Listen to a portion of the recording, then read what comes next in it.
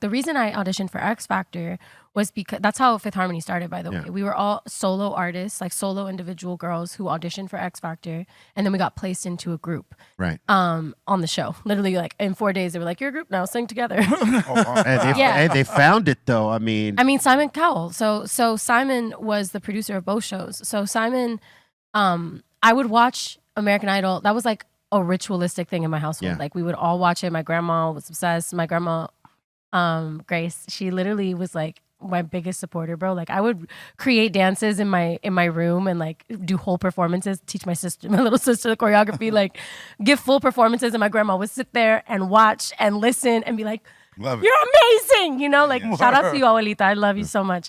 But so she was, when she passed away, she like would tell me all the time, "You're gonna be on American Idol, you're gonna sing for Simon Cowell, and he's gonna love you, and you're gonna be amazing." And then when she passed away, that was the year that Simon had transitioned from Idol to X Factor, and the age limit for X Factor was younger than Idol because you had to be 16. That's how you got in. And I was 15 at the time. So I went and my mom didn't want me to audition because she was like, "You have to finish college first and then you can do music shit." And I was like, okay. But my dad was like, "Okay, we'll go to the audition." Salute to Pops for the chance. Yeah, he was he was like, "Well, I'll take you to the audition." We drove to Greensboro, North Carolina for it in a car, couldn't afford plane ride. And he had friends out there who happened to be living in Greensboro at the time that they let us stay at their place. So he was like, "All right, I'll take you to the audition to teach you a lesson about how hard it is to get into this industry." And I was like, "Okay." And I went with my little backpack, my heels on, with my shoes in my backpack just in case, my little like Forever 21 outfit. And I was at a cattle call audition with 10,000 people. Wow. Okay. And I was just like, I'm the one. I am the one. You were manifesting that. I was like, I am the one. I'm gonna do it. I'm gonna make it through. So like the first round is like a whole bunch of, because there's rounds before you get to like the actual live show. Fun fact. So, you know, I went through the first round. I forgot the lyrics to my words. LOL. My words to the lyrics. Whatever. I forgot the lyrics, but I looked into this man's soul and I sang the shit out of that song regardless. I was like, "You're gonna let me through, bitch."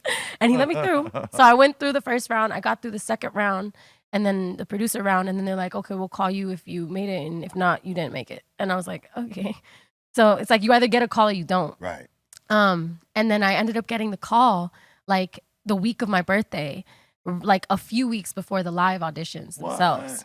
And I was like, "Holy shit." And my mom was like, "See, this is why I didn't want you to do shit, because I already knew it was gonna work."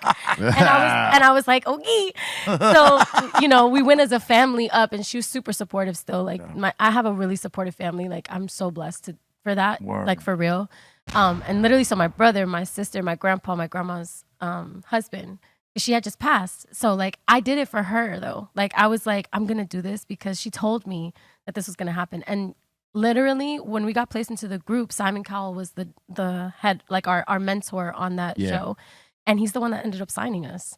So it's like, you know, him and L.A. Reid both signed us, but like just the trajectory of that, like from they're gonna, like this is what my grandma envisioned for me, and it actually really came to life, is kind of super crazy. But my point was, like with the judges situation, I feel like at that time the focus was, we want to create stars, right? You know, and we want people to come out of this and have careers.